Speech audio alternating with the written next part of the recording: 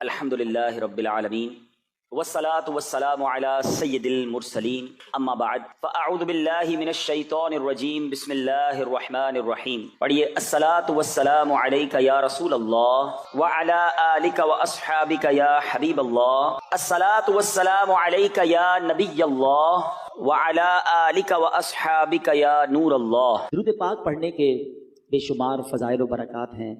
کعبے کے بدر الدجا طیبہ کے شمس الضحیٰ صلی اللہ تعالی علیہ وآلہ وسلم فرماتے ہیں کہ تم اپنی مجلسوں کو مجھ پر درود پاک پڑھ کر آراستہ کیا کرو کہ تمہارا مجھ پر درود پاک پڑھنا کل بروز قیامت تمہارے لیے نور ہوگا.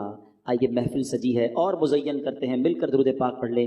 صلو علی الحبیب صلی اللہ تعالی علی محمد صلی اللہ علیہ وسلم. احادیث میں مضمون ملتا ہے کہ جو رمضان میں ایک سجدہ کرے تو اس کو ہر سجدے کے بدلے جنت میں ایک محل عطا کیا جائے گا. ذرا غور کریں کہ ہم کتنے سجدے کرتے ہیں تراویح میں؟ 20 رکعتیں 40 سجدے، 17 رکعتیں عشاء کی ملا لیں تو مزید 34 سجدے، 74 ہو گئے. مغرب بھی رات میں نماز آتی ہے تو جو مغرب کے 3 فرض، 2 سنت، 2 نفل اوابین بھی اللہ توفیق دے پڑھ لے تو یہ کتنے ہو گئے؟ 18 سجدے. سبحان اللہ، عدد کتنا پیارا بنا کہ جو مغرب پوری پڑھے، عشاء پوری پڑھے تو ایک رات میں 92 سجدے کرتا ہے. 92 کا عدد بھی سرکار دو عالم علیہ السلام کے مبارک نام کا عدد ہے. اس سے انشاءاللہ 92 گھر روزانہ اور جنت میں وہ کما رہا ہے. اور صرف جنت کے محل نہیں، آقا فرماتے ہیں ہر سجدے پر 1000 نیکیاں بھی ملیں گی. 92,000 نیکیاں ہو گئی. پھر فرمایا ہر سجدے پر جنت میں ایک درخت بھی لگا دیا جائے گا. اب کسی کو یہ کہیں یار رمضان میں 20 رکعتیں تراویح کی پابندی سے پڑھو، جیسے ہی مہینہ ختم ہوگا تو میں ڈیفینس میں ایک بنگلہ دے دیا جائے گا.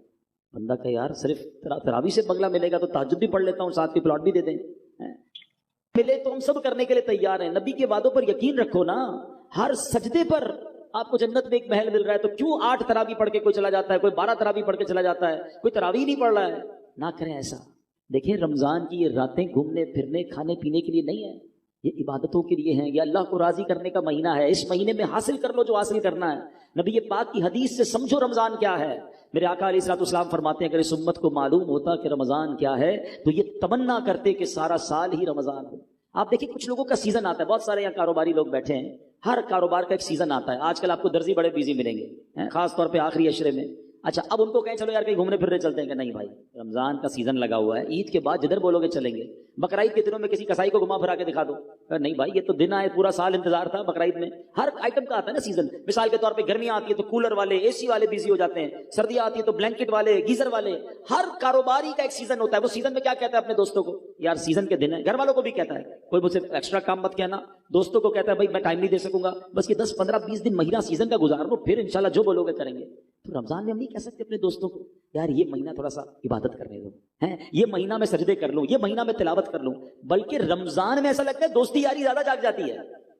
وہ بھی دوست بن جاتا ہے جو سارا سال نظر نہیں آ رہا ہوتا. وہ بھی کرکٹ کھیلتا ہے جو پورا سال کرکٹ نہیں کھیلتا. اور رمضان کے کرکٹ کھیلنے کے لیے آیا ہے. رمضان ٹورنامنٹ معاذ اللہ جری دیکھیں لوگ. اچھا پھر ایک تو کرکٹ، دوسرا کھانا پینا ہے. حالانکہ بھوکا رہنے کا مہینہ آیا ہے لیکن ہم کیا کر رہے ہیں؟ آل یو کین ایٹ، سحری آفر، افطار آفر. اچھا دوست بھی ایک دوسرے سے مل کے ایک ہی سوال کر رہے ہوتے ہیں، اور سناؤ آج سحری کدھر کرنی ہے، آج افطار پہ کدھر چلنا ہے. تو بھائی یہ پوچھو نا آج تلاوت کدھر کرنی ہے، آج ذکر کدھر کرنا ہے، آج محفل میں کہاں جانا ہے، آج تہجد کدھر پڑھنی ہے. یہ باتیں نہیں ہو رہی ہماری.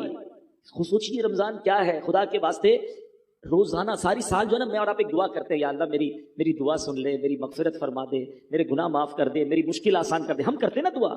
آپ کو پتہ ہے حدیثوں میں یہ مضمون ملتا ہے کہ رمضان کی راتوں میں آسمان سے آواز لگائی جاتی ہے کوئی مانگنے والا کہ اس کی مراد پوری کر دی جائے، ہے کوئی مغفرت کا سوالی کہ اس کا سوال پورا کیا جائے، ہے کوئی توبہ کرنے والا کہ اس کی توبہ قبول کی جائے. ادھر سے آفر ہے اور ہم غفلت میں یہ راتیں گزار رہے ہیں. تھوڑے دنوں پہلے سوچ رہے تھے چاند دکھے گا، رمضان آئے گا، ہم عبادت کریں گے. ابھی تو سوچ ہی رہے ہیں. پلیز دیکھو پچھلے رمضان میں کئی لوگ ہمارے ساتھ تھے جو اس بار نہیں ہے. کیا پتا اگلے رمضان میں ہم نہ ہوں. اس رمضان کو اپنی زندگی کا آخری رمضان سمجھنا اور اس کو اللہ کی یاد میں گزارے. وہ روایت یاد رکھیے گا کہ میرے آقا علیہ السلام نے ایک دعا پر آمین فرمائی تھی.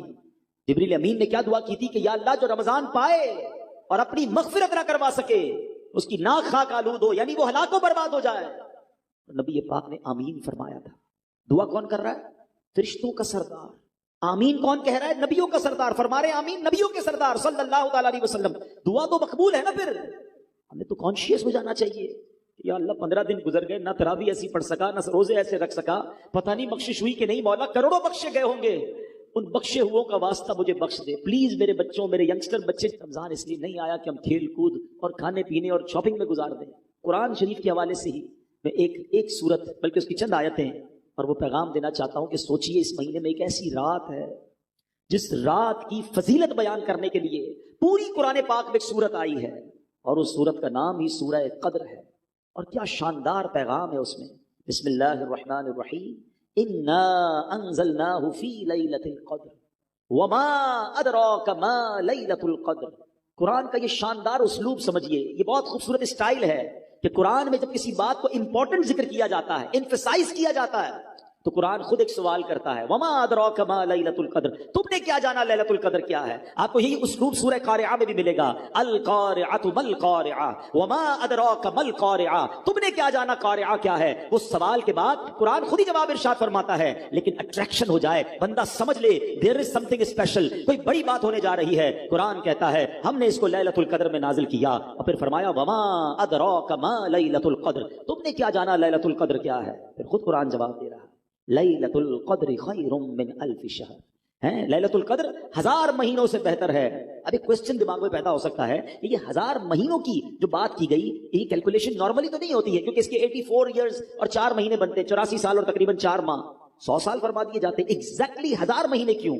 سبحان اللہ، علماء نے اس کے باقاعدہ مفسرین نے شان نزول بیان کیے، ایک بڑا پیارا شان نزول کہ فرمایا نبی پاک علیہ الصلوۃ والسلام ایک بار صحابہ کے درمیان بیٹھے، جلوہ فرما ہے، صحابہ کو نبی پاک نے خود ایک واقعہ سنایا کہ پچھلی قوم میں ایک بڑے بزرگ تھے، ان کا نام حضرت شمعون تھا، 1000 مہینے تک ایسے عبادت کی، دن روزے رکھے، رات نوافل پڑھے، جہاد بھی کیا اور شہید بھی ہو گئے۔ اتنا شاندار جب واقعہ صحابہ نے سنا نا، تو صحابہ کرام علیہ رضوان کے دنوں پر ملال گزرا۔ Look at the way of thinking of صحابہ کرام، کیا انداز تھا صحابہ کرام کے سوچنے کا۔ کہتے حضور یہ پچھلی قوم والے تو آگے بڑھ گئے، اتنی ساری عبادت، 1000 مہینے کی عبادت، ہماری تو عمر ہی تھوڑی ہے، 84 سال 4 مہینے ہم تو زندہ ہی نہیں رہتے، نارملی لائف تو ہماری نہیں ہے اتنی، اور اگر جی بھی لیں تو عبادت کہاں سے کریں گے، بڑھاپے میں کہاں سے عبادت ہوگی؟ تو حضور ہماری عمریں تھوڑی، پچھلی قومیں تو آگے بڑھ گئیں۔ اب یہاں ذرا رکتا ہوں اور اپنا حال ہم چیک کریں، ہم افسوس کس بات پر کرتے ہیں؟ کسی کا گھر دیکھ کر آ جائیں، او ہو اتنا بڑا بنگلہ، اتنی گاڑیاں بھی گن لیتے لوگ، بلکہ کچھ لوگ تو قیمت بھی نکال لیتے ہیں، پارکنگ میں اتنے کروڑ کی گاڑی کھڑی تھی۔ تو اللہ کے بندو تم، اچھا پھر افسوس، اپنا گھر برا لگنے لگتا ہے، اپنی نعمتیں کم لگنے لگتی ہیں کہ اتنی ساری زندگی بھی محنت کروں تو میں اس کے مقابلے میں نہیں پہنچ سکوں گا۔ یہ صرف دنیا والوں کو دیکھ کر افسوس کیوں ہوتا ہے ہمیں؟ یہ ذہن نہیں تھا صحابہ کرام کا، انہوں نے کہا حضور وہ نیکیوں میں آگے بڑھ گئے، ان کی عمریں زیادہ تھیں۔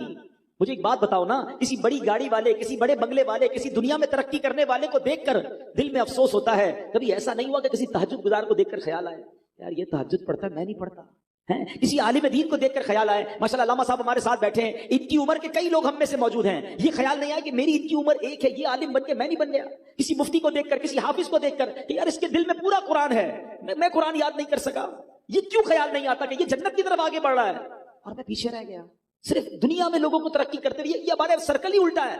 ہمیں اگر زندگی پرسکون گزارنی ہے تو نیکیوں میں اپنے آگے والوں کو دیکھیے اور نعمتوں میں اپنے پیچھے والوں کو دیکھیں کہ دیکھو وہ لوگ کتنی تکلیف میں ہیں اور اللہ نے مجھے کروڑوں سے اچھا بنایا ہے، میرے ہاتھ پیر سلامت ہیں۔ آج بھی رمضان میں کئی لوگ ہیں جن کے گھروں میں افطار کے لیے نہیں ہے، بیچارے روڈ پر آ کر افطار کرتے ہیں۔ اللہ نے مجھے اور آپ کو کیسے وسیع دسترخوان دیے ہیں، ارے مجھے تو شکر ادا کرنا چاہیے تھا، مگر جب کسی مالدار آدمی سے ملا، جب کسی کے گھر پہ گئے، جب کسی کی ذرا سروت دیکھی تو بہت سارے لوگ اپنے اندر ہی اندر مایوسی کی کیفیت میں آ جاتے ہیں۔ نکلو ان چیزوں سے باہر، سیکھو صحابہ کرام سے۔ اب جب صحابہ کرام نے نبی پاک سے کہا نا حضور یہ لوگ تو آگے بڑھ گئے، سبحان اللہ، نبی پاک کے دل اقدس پر کچھ ملال گزرا، ہائے ہائے، مصطفیٰ کریم کے دل اقدس پر ملال گزرے، رنج گزرے، یہ رب کو کب گوارا ہے۔ جبریل امین آتے ہیں، کہتے حضور غم زدہ نہ ہو، آپ کی امت کو اللہ نے ہر سال ایک رات ایسی دے دی ہے جو اس رات میں عبادت کرے گا اللہ حضرت شمعون کی 1000 مہینے کی گئی عبادت سے زیادہ ثواب عطا فرما دے۔